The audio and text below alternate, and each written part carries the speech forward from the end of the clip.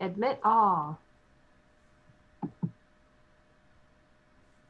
Hello, everyone. Welcome.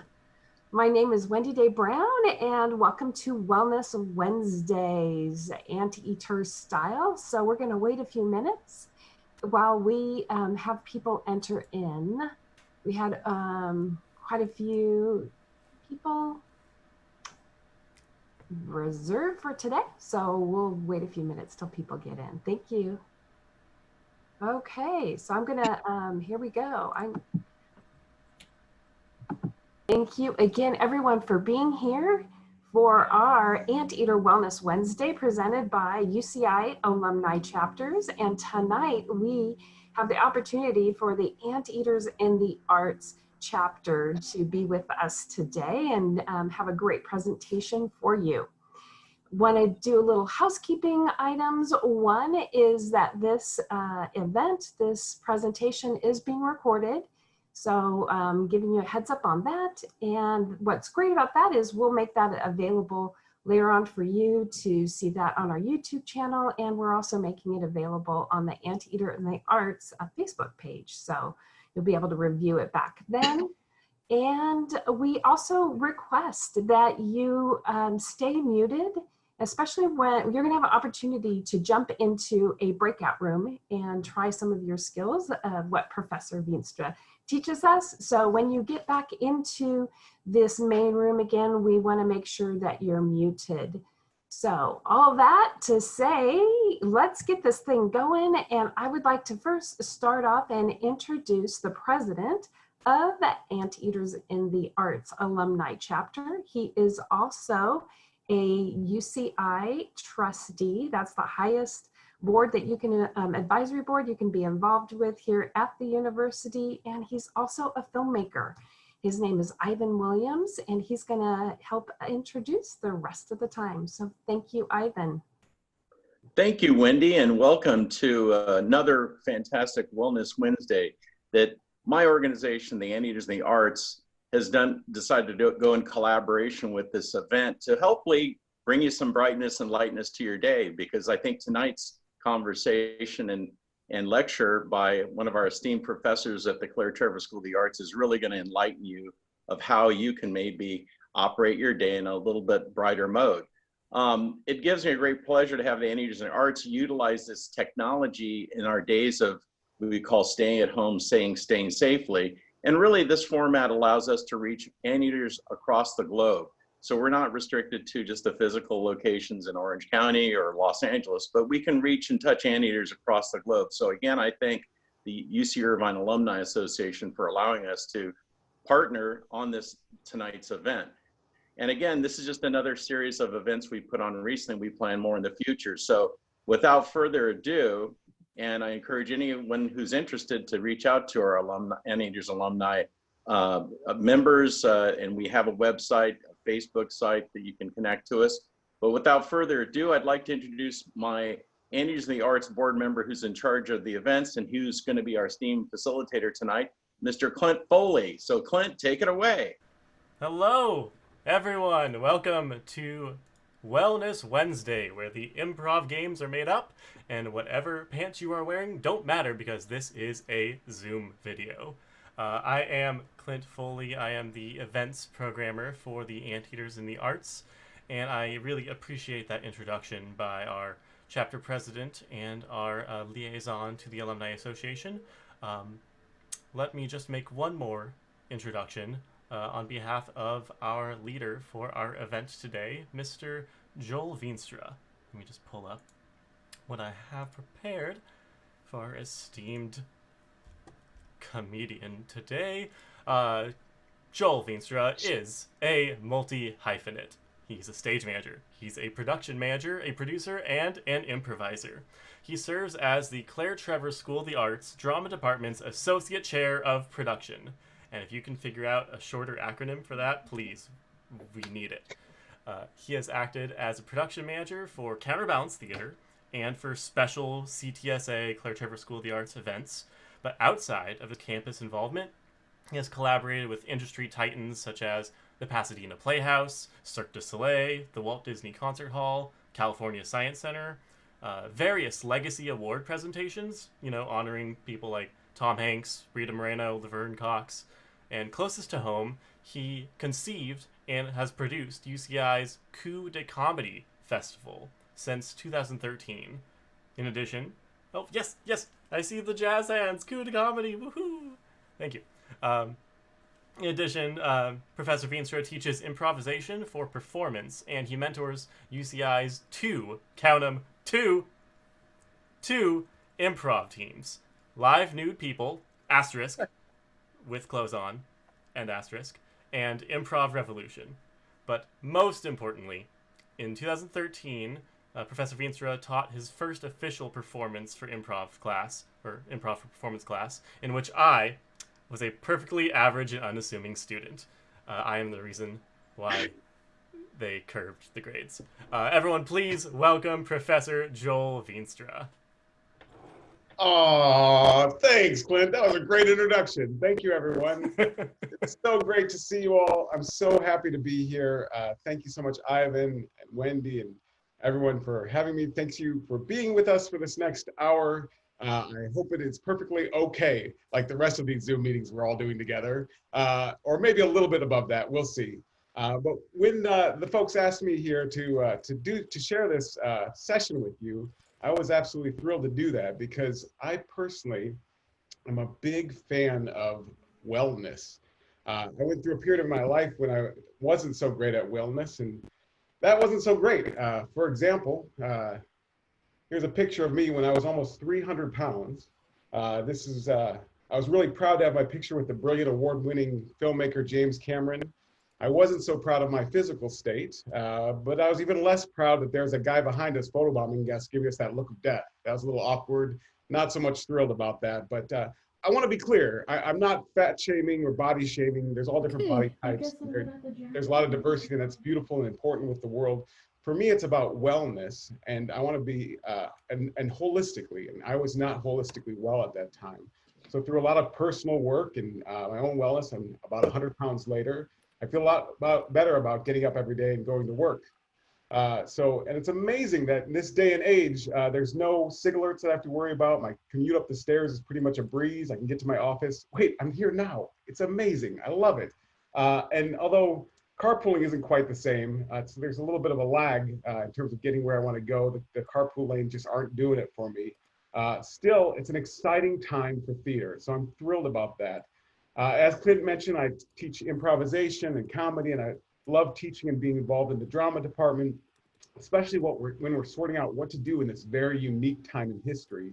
But we have a lot of very innovative ideas, and we'll have a virtual town hall meeting on Friday. So if you want to join us, feel free to email me. I'll get you a link to that to hear about what we're doing as we continue the process of hashtag UCI Arts Anywhere. I want to make sure that happens. And that we're taking our cues from colleagues all across the country right now, including Broadway, which while they're dark until Labor Day, they're rolling out some really fantastic, innovative offerings, such as this one, which we all are loving right now.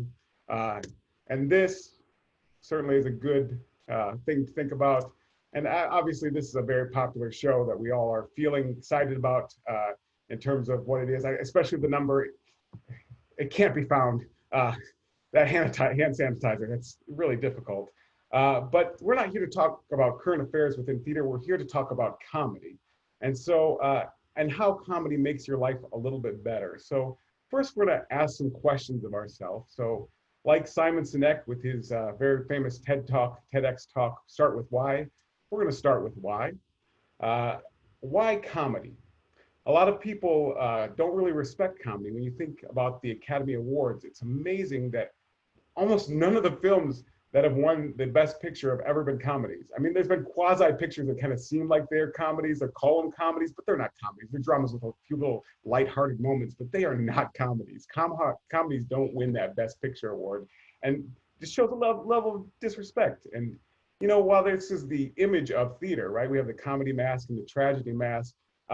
Most of the time when I look at seasons across the country, including our own here at UCI, it's a lot of this and not so much of this. In fact, it's almost like we're this, you know, just a little bit of tragedy all the time, when actually holistically, we should be thinking about the balance of this. Because when we think about life, there's a positive and negative flow that happens at all times. And, you know, we've got theaters all across the country that are producing a lot of really downer pieces.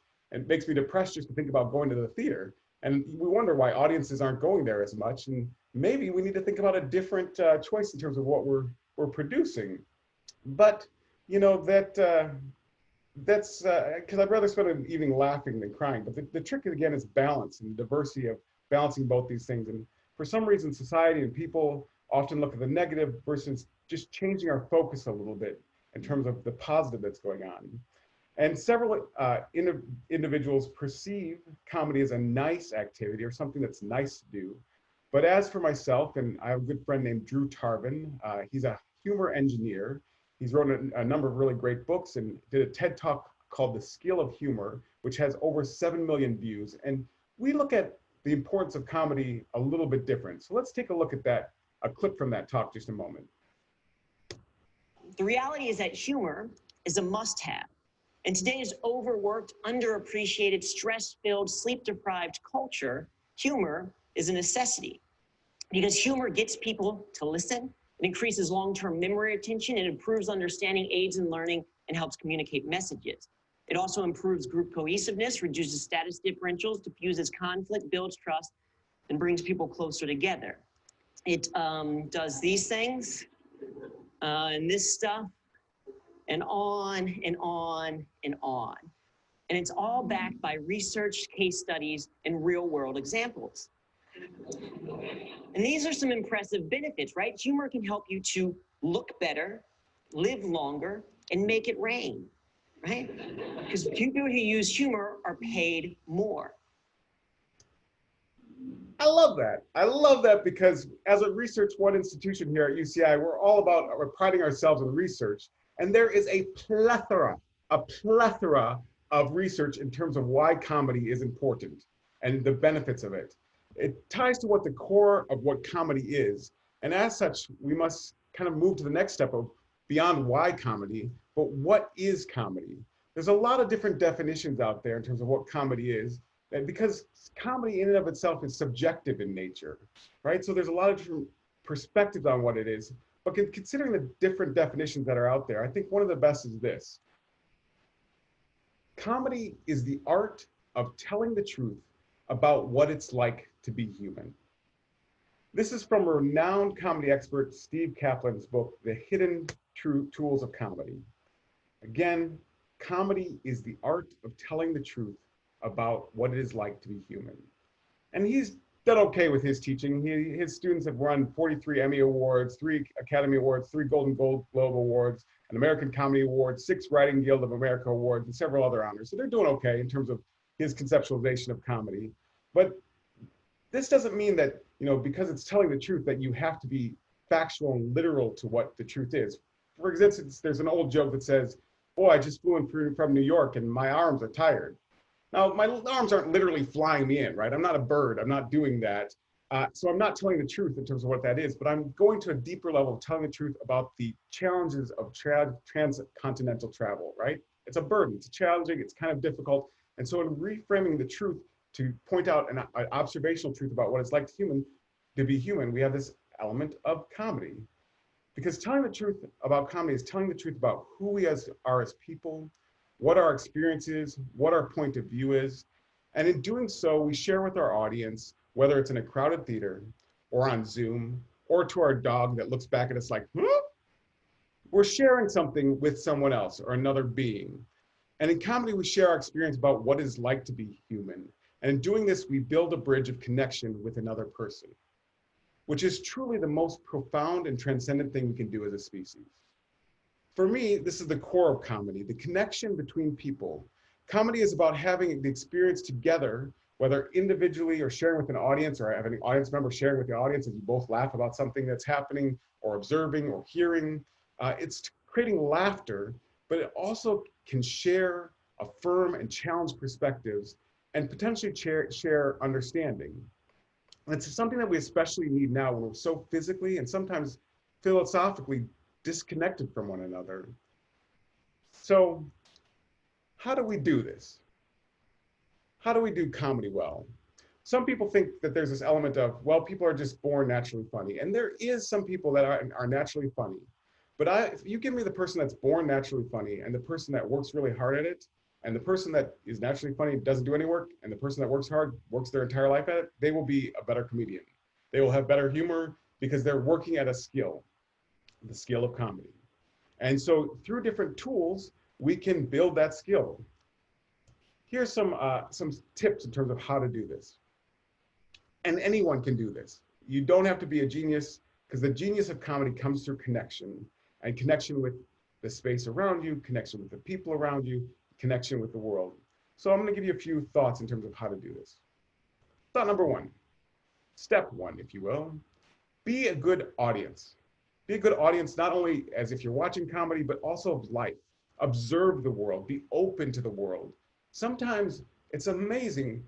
Before this whole thing, before the galaxy kind of put us in a collective universal timeout, we had so much going on that we hardly could even observe the world. Right now I'm in Southern California and it is gorgeous. It is amazing. And I don't often appreciate how beautiful and incredible the world is until I actually pause and observe and become an audience member to the spectacle around me. Comedians are good observers. They're constantly looking for things that are quirky or funny or kind of make them laugh. And you're constantly looking at what they can take in then to share with somebody else. Be open to the experience. Don't just look at your phone the whole time. I swear, the world is more satisfying than swiping through your phone, even though I do it constantly. If you, and tell you what, it is very difficult to laugh at anything when you don't want to laugh. So you need an openness to that as well. An audience in the theater that comes in and is very grumpy, or I myself go to the theater and I'm very grumpy, I'll tell you what, I'm not going to enjoy that show. But if I come in open and in a good spirit, well taken care of, I've slept the night before, I've eaten enough good, healthy food, I'm going to come in and enjoy the show much more so than if I come in not prepared. So I want to be prepared to be a good audience member in entertainment and in life. Second, be aware of your voice or be aware of your world. You have a unique way of seeing the world that is so special to you, and you can share that with other people, but you need to be brave and be aware of what you've got to give. Each one of us, if we're on this planet Earth, we have something to give to this planet Earth. You would not be here. That's just not how it works. You wouldn't exist in this world unless you had something to give, and you are special in your own way, and your community needs you to be there for them. And so be aware of that and be aware of your voice in terms of how you see the world. Be aware of your voice in terms of comedy. You might say, well, I don't know what my voice is comedically. I'll give you a great tip. The thing that you enjoy to laugh at is probably your comedic voice. The thing that you enjoy and you watch, like if you really watch the Daily Show and you like really love that, satire might be your comedic voice. It might be something in terms of how you view the world, a little bit snarky, maybe a little bit. That's okay. We won't judge. Again, there's a diversity in the world. It's good. Some people really like blue comedy. Some people like really physical comedy. Some people like all sorts of things. And that's okay. That's you. And just like 𝗲𝗪𝗪𝗀𝗀𝗪𝗲𝗀, you can find your audience out there, people that will show up for your comedy. You know you have a friend out there that will show up and love to laugh at your jokes, or you'll have a good time together and you just kind of feel good, you just vibe off each other. That is your comedic voice. You shouldn't be ashamed of that, just own that, love that, that's you. Be aware of step one, be aware of the world, being a good audience member. Step two, be aware of your voice. Step three, build your muscle. Comedy, performance, anything you do, is a lot like weightlifting. You lift up the weight, and the first time you lift it up, it's like, oh, this is a pain. This is uncomfortable. I don't really like this. This is no good. And you have a choice in that moment. Do I keep trying this, or do I walk away from it? If you walk away from it, you won't build that muscle, and that's okay. I won't judge you for that. That's a choice. But if you do keep building that muscle and keep working that muscle, the more you do it, the easier it'll get, and the more comfortable you will be with it. Because I'll tell you what, I've lifted muscles. I've lifted muscles. That's odd. I go around lifting muscles. No, I go around lifting weights, and as I lift a 10-pound weight and I do it again and again and again, suddenly it becomes lighter and easier. And then I'm able to lift a 20-pound weight, and then up and up and up. But the more you do it, the more comfortable you are with it. And within comedy, forgot one other note on your voice. Your voice and your perspective of the world is built around detail, because in connections with other people, we want to make sure that we detail our world so they can see what we're seeing, and we can, again, affirm their voice or be aware of what that is. I'm going to throw out a few more improvisational concepts. It's a slightly different, but I find a methodology of approaching the world and comedy really effective through a lens of improvisation, which is sometimes seen as a form of comedy, and it is, but it's more about inventing with what you have in the moment.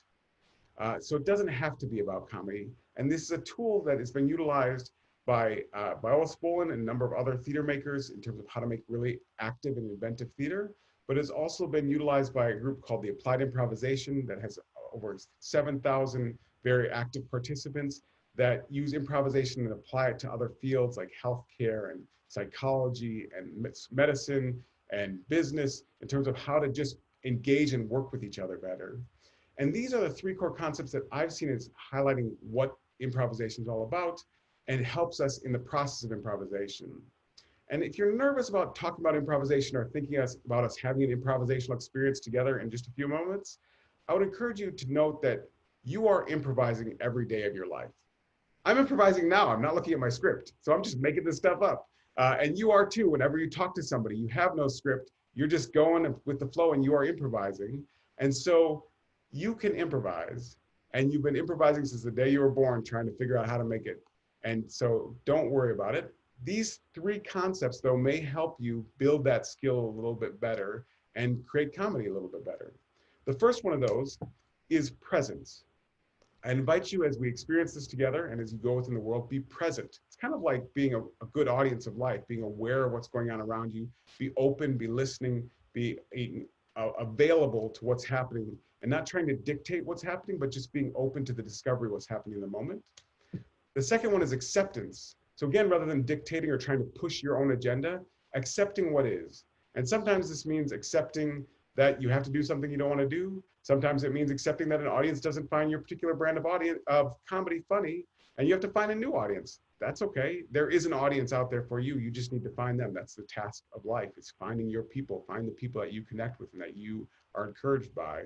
But you need to accept what is in terms of what it is, because if you resist against it, you're just going to make your life more difficult. Within improvisation, we're creating together out of nothing, so we have to accept the offers and build from there versus trying to tear things down. The third is trust. By working together, being present to one another, accepting one another, we build a trust between one another. We build a trust of our own selves that we can do things that maybe we didn't think we could do because we are innovative in the moment. Trust that there's a process that worked. Trust that there's partners that care about us. Trust that there's audiences that care about us, and they want to have our best in terms of what we're trying. And in having these three core concepts, you actually can really help your process of improvising a bit more. All right, so that's some content in terms of why comedy, what comedy, how comedy. And again, being a research institution, it seems about time to do some experimentation. So we are going to do an experiment. As the alumni and folks of the community of UCI, we're going to be doing some group work together. And I'll denote a couple things. One, this work is not, oddly enough, you think, all right, we're going to have to do this stuff, I'm going to have to be funny. Don't try to be funny. That's the number one rule of this. If there is a rule, there's not rules, but if there is a rule, something else to think about within the mix is don't try to be funny. People that just try to be present and aware, respond truthfully in terms of what's given to you, in terms of what you experience. People that try to be funny are kind of like people that are really desperate at a job interview or a date, kind of feel like it's a little icky and something's not quite right. And you're like, oh, I've got two choices here. I either have to be sorry for this individual and I'm gonna have to give them sympathy attention, or I don't really want to spend time with this person. And neither is a good outcome for the person that wants the job or wants the date, right? So just relax and be comfortable and don't try to be funny, just be present and aware and react.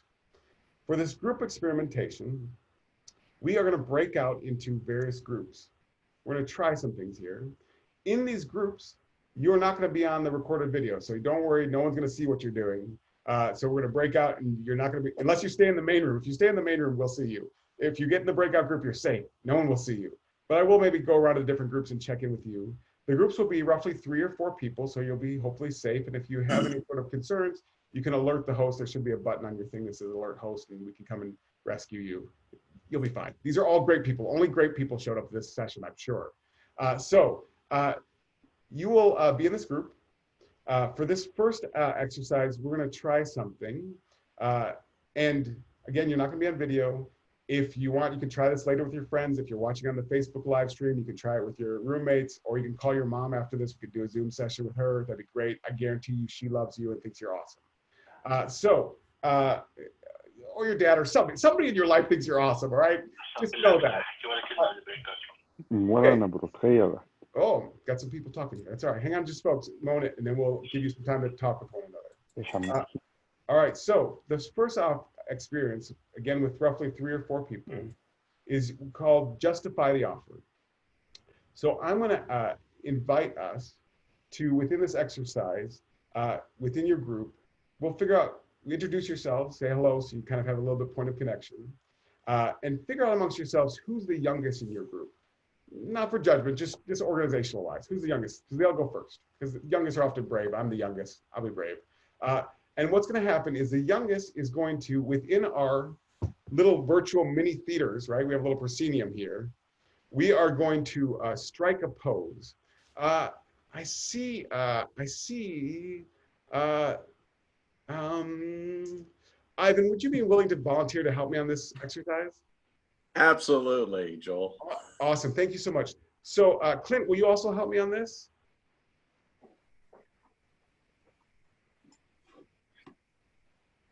Clint, will you also help me on this one?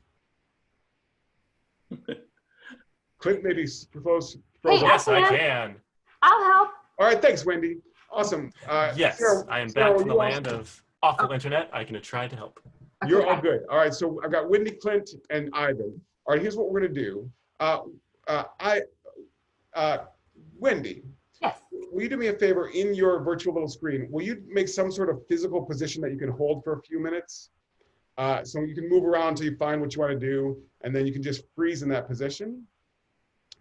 And then, all right, Clint, Ivan, and I are going to look at Wendy as she holds that position, and then we're going to just pop up randomly and say justifications for what she's doing. Again, we're not trying to be funny. If something comes up for us that seems clever to us, awesome, we can say it, but we don't have to. You can say whatever's the first thing that comes to your mind. It can be perfectly average, because your average is your point of view and perspective, your comedic voice. And somebody might find it funny, somebody might not, but it's your point of view, and we're just building the muscle of what it's like to share our point of view. So as we look at Wendy doing that, Ivan, Clint, and I can just comment in terms of what we're seeing. I see Wendy, and I see Wendy looking off of the mountain. That's it. Look at Wendy's looking off the mountain. Clint or Ivan, what do you see? I see Wendy searching the horizon. So Wendy's I would say Wendy has been up in the. Oh, Ivan? Go ahead, Clint. I see Wendy is. You're cutting out a little bit, Clint, so I'm going to keep going. I see Wendy saluting a general. I see Wendy hiding from somebody. She's hiding from someone.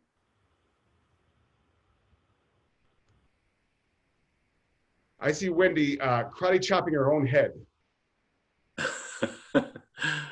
I see Wendy trying to peek around a corner, looking over a corner so she won't be seen.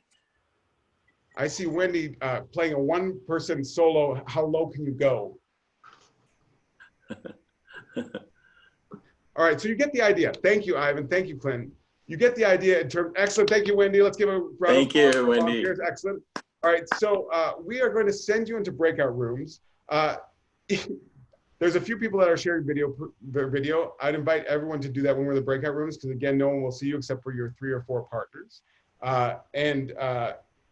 Or if there's one person in your breakout room that's got their video on, then they can just strike a pose, and then we'll let this roll for a little bit. And we'll break out for maybe 5 minutes. So maybe go 2 minutes with one person doing an exercise, and then rotate and let somebody else do it. There's no wrong way to do it, but you're just observing what you see somebody do. and then responding in terms of what you define that is in terms of that pose. Maybe go 10, 15 observations, maybe more, and then rotate in terms of us creating this reality based on a perspective. Are there any questions? You can either talk to me in terms of questions, or you can put it in the chat. I do. Just to shout out, I am the chat room moderator. Can anybody hear me? Yes. All right. Danielle, my question is, would you be dictating the groups? Like, is it possible for you to choose 2 people and then kind of run the session, go one by one for the group, or we're just gonna hear a massive sound of comedy right now? Awesome. So Zoom is kind of cool, because Zoom, which some of you guys have not used a lot, and some of you may have used a ton. Like this is my 8th hour on Zoom today. It's awesome. So here's the deal. The way that Zoom works is that you can break out in these breakout rooms, and literally you'll only see 3 or 4 people on your screen. So that's all you'll see. And so within this 3 or 4 people that are on the screen in your breakout room, you'll just try this exercise with. So it won't be everybody. It'll literally be only 3 or 4, and then you just pick somebody to hold a pose, and then like Clint, Ivan, and I, you'll just comment, and then just again rotate through in terms of what you're observing. Thank you for your time. I'm really sorry for confusing thanks for answering my question. I guess we can commence.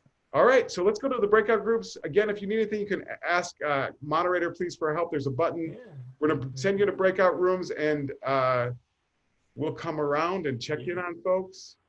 And then we'll come back in roughly 5 minutes or less. Or more, we'll see. All right, Zat, everybody. Zat. Right, welcome back, everyone. Welcome back.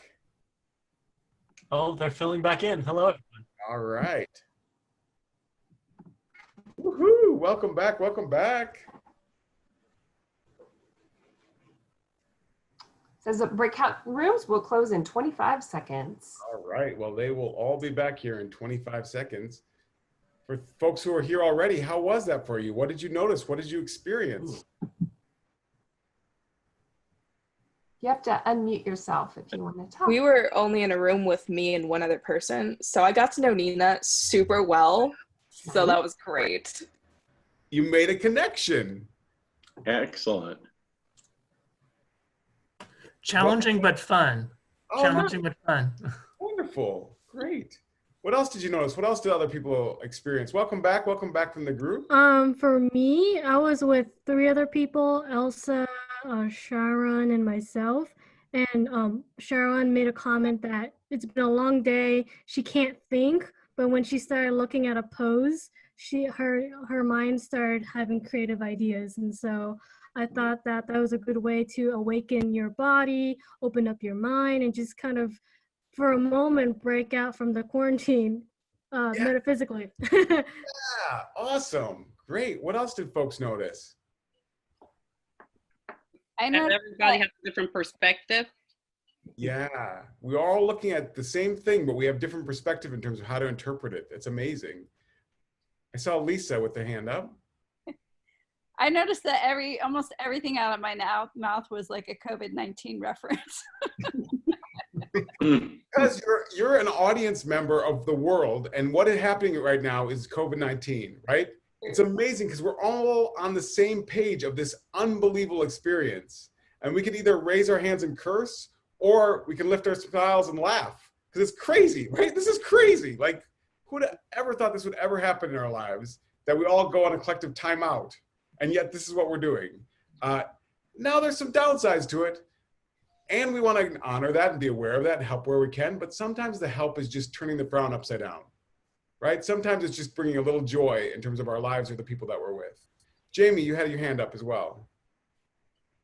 I was just going to say, I had an awesome group of very creative people, Connie, Josh, and Claire. So that was really enjoyable. I didn't want to leave the room. Awesome. Did you feel connected? I felt totally connected. I had a good time, and it was funny because I didn't think I was going to be able to come up with anything. But I think being with, happy and creative people kind of inspired your own creativity. So thanks, guys. Go Absolutely. Team. There's things in this world that we have, like eating good or exercising and these things. And you start doing it and you're like, I don't really like this. And you got the choice of either I'm going to stop right now or I'm going to keep doing it and see what happens. And the same is true of comedy. It feels like a little uncomfortable. You don't feel like, I don't want to expose myself. I don't want to be vulnerable in terms of how I see the world. But if you push through the discomfort, you get to a place of joy and fun and connection, right? You have to push through the discomfort of engaging with somebody else that you don't know. And in doing so, you might actually have a really beneficial time within a matter of 5 minutes or less that you feel connected to somebody that maybe you never met before that wouldn't have happened if you weren't brave and pushed through an experience. Thank you so much for sharing. Are there any other thoughts or feedback in terms of folks' experience?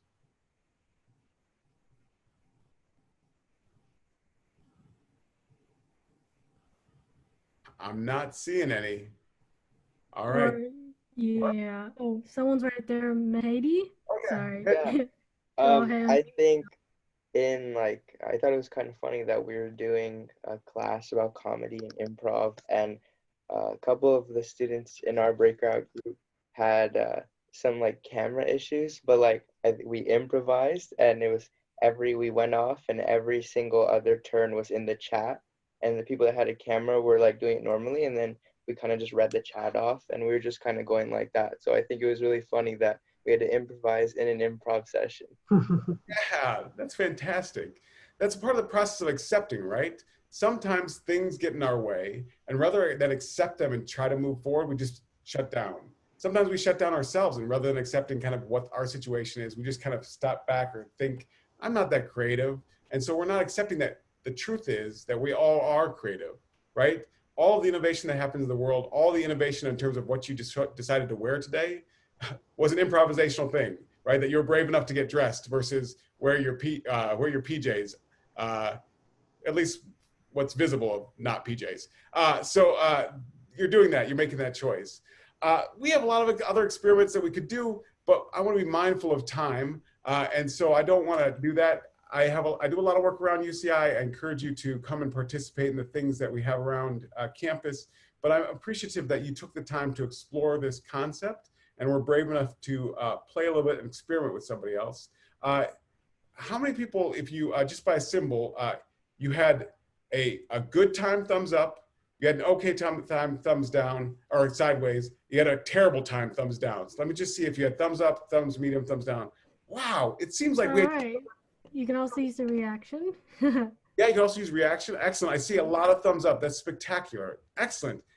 You shared a moment with somebody. You shared your voice. You observed. You shared your voice.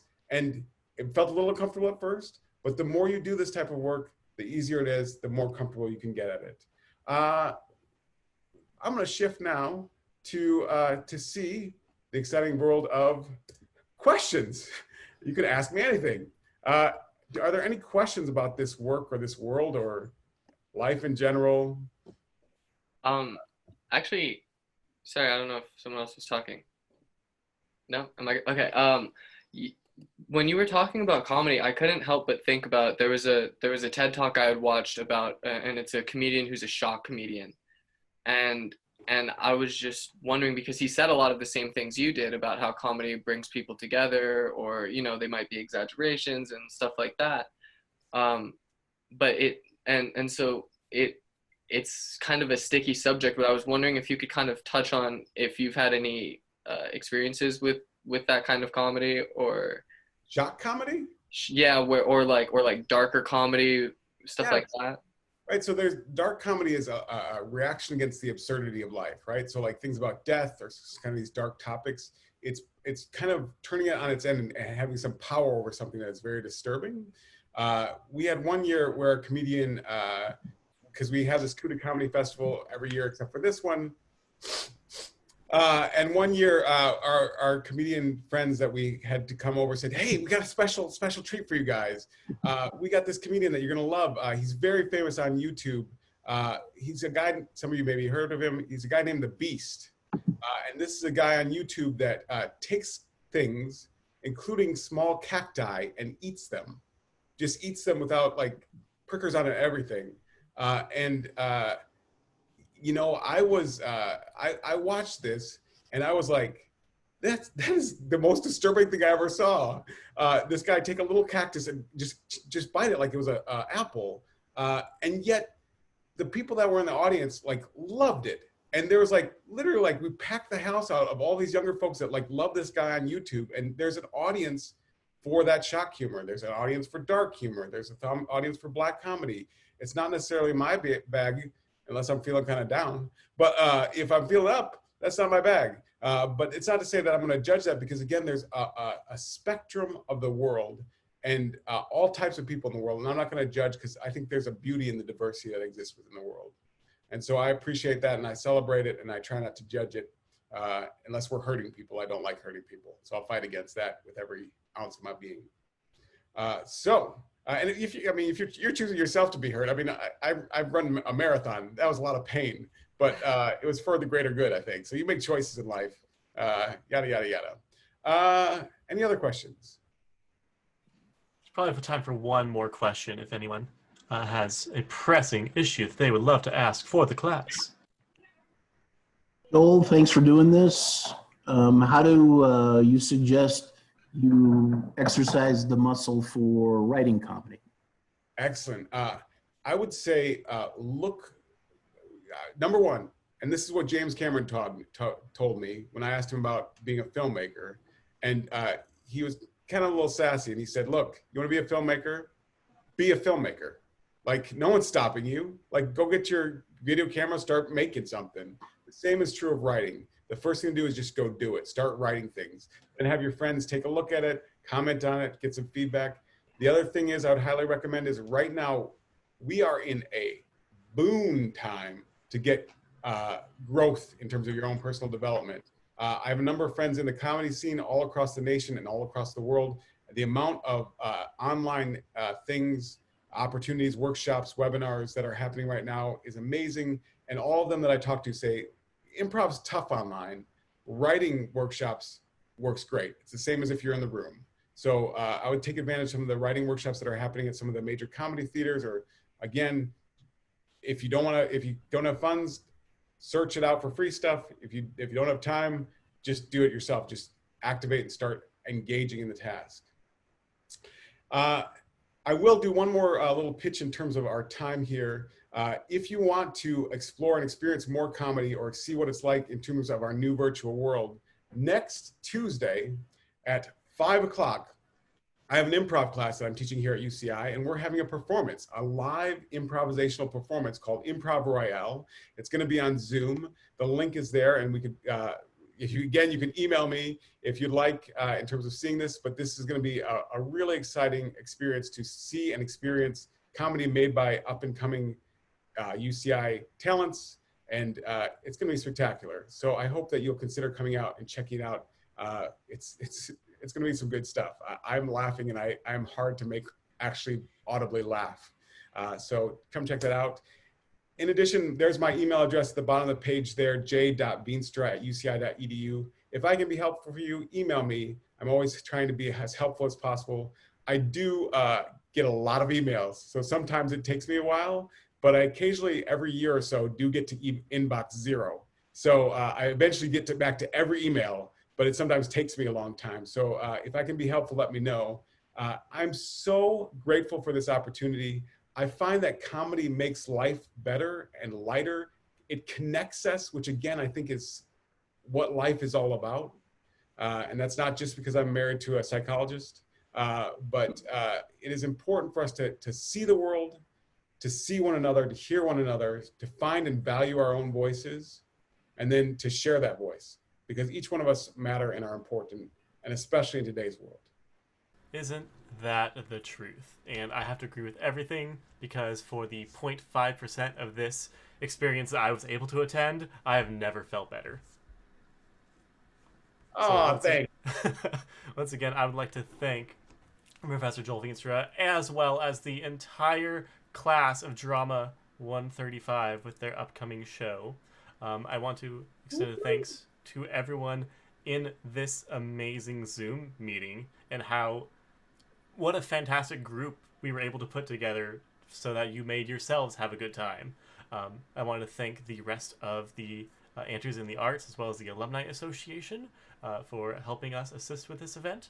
I will say one last plug before, I don't want anyone to leave yet, but one last plug.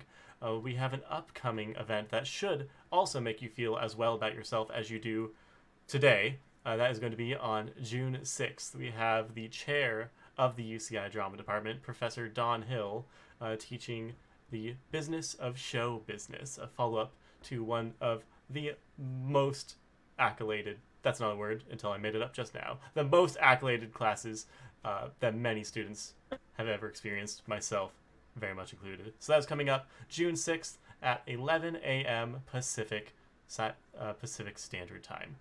I would like everyone to go into their gallery view if possible, and for one last photo opportunity, strike one of those crazy poses like you did in your breakout meeting, and we are going to take a photo.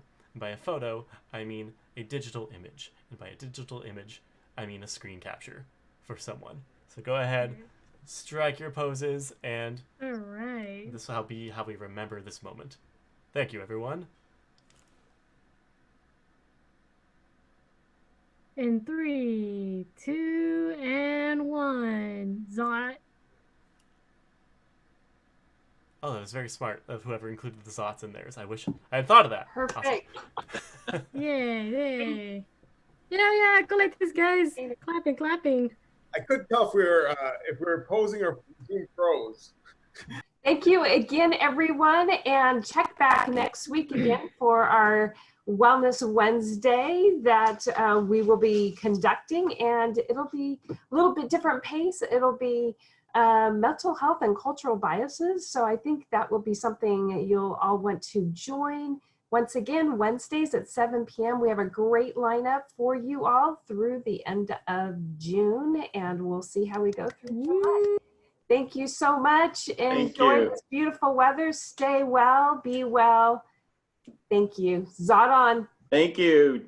Till next Wednesday. Thank you, everybody.